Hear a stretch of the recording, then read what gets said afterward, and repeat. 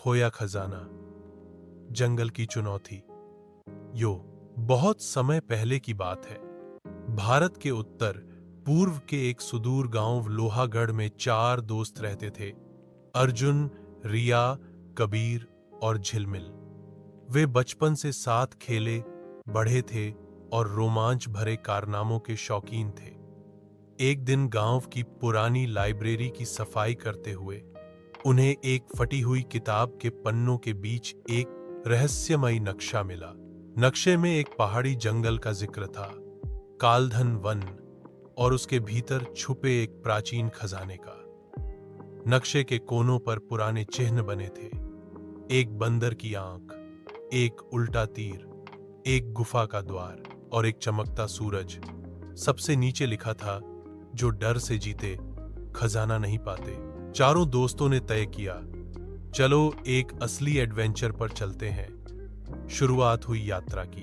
अगली सुबह वे जरूरी सामान जैसे रस्सी, टॉर्च, कंपास, खाना, पानी और नक्शा लेकर जंगल की ओर निकल पड़े।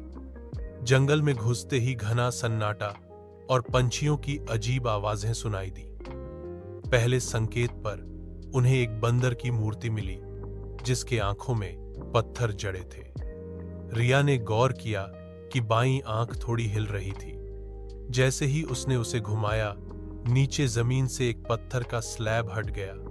उसके नीचे एक और चिन्ह मिला, एक उल्टा तीर। द्वितीय चुनौती, उल्टा तीर। अब उन्हें ऐसी जगह ढूंढनी थी जहां पेड़ों के तनों पर तीर उल्टा बना हो। झिलमिल ने देखा कि सूरज की रोशनी एक खास पेड़ पर टिकी थी। वहां तीर उल्टा बना था। उस पेड़ के पीछे उन्हें एक गुप्त रास्ता मिला जो गुफा की ओर जाता था। अब तीसरी चुनौती, गुफा का रहस्य। गुफा के भीतर घुप अंधेरा था। अर्जुन ने टॉर्च जलाया और देखा दीवारों पर चमगादड़ लटके थे। तभी उन्हें फर्श पर बने कुछ गोल घेरे दिखाई दिए। कबीर को याद आया, ये तो फुट ट्रैप हैं। उन्होंने बारी बारी से कूदते हुए फर्श पार किया। लेकिन जैसे ही रिया की टोपी छूटी और फर्श पर गिरी, स्वर्र, एक बाण दीवार से निकला और टोपी को भेदता चला गया। सभी कांप गए, पर अब लौटना नामुमकिन था। अंतिम संकेत, चमकता सूरज। गुफा से बाहर निकलने पर उन्हें एक पत्थर की दीवार मिली जिस पर सूरज का प्रतीक था, लेकिन वह अधूरा लग रहा था। अर्जुन ने अपने बैग से नक्शे का टुकड़ा निकालकर दीवार पर मिलाया। जैसे ही उसने वो हिस्सा फिट किया, पूरी दीवार धीरे धीरे खिसकने लगी और पीछे से एक छोटा कमरा प्रकट हुआ। खजाना मिल गया। कमरे के भीतर एक चमचमाती हुई सोने की संदूक थी। चारों ने जब उसे खोला तो उसमें सोने की मुद्राएं, एक पुराना ताज, हीरे, जवाहरात और एक पत्र रखा था। पत्र में लिखा था, यह खजाना तुम्हारा नहीं, तुम्हारे ज्ञान, साहस और एकता का इनाम है। इसे अपने गांव के विकास में लगाना, तभी इसका मूल्य असली होगा। वापसी और नया सपना। चारों दोस्त खजाना लेकर गांव लौटे और पंचायत को सब कुछ बताया।